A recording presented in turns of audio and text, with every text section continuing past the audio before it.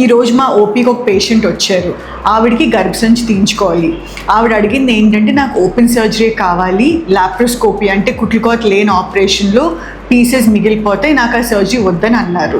ఇప్పుడు గర్భసంచి తీయించుకోవటానికి లాప్రోస్కోపీ కుట్లుకోత లేని ఆపరేషన్ బెటరా, ఓపెన్ సర్జరీ బెటరా, ఈ వీడియోలో చూస్తాం.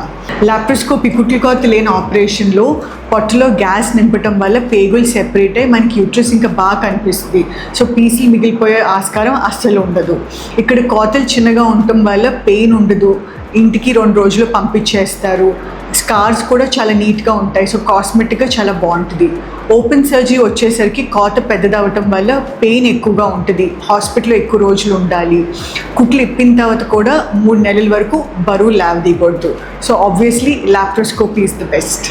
మీకు ఈ విషయంలో ఏమైనా డౌట్స్ ఉంటే కమెంట్ బాక్స్లో పెట్టండి, వి విల్ ఆన్సర్.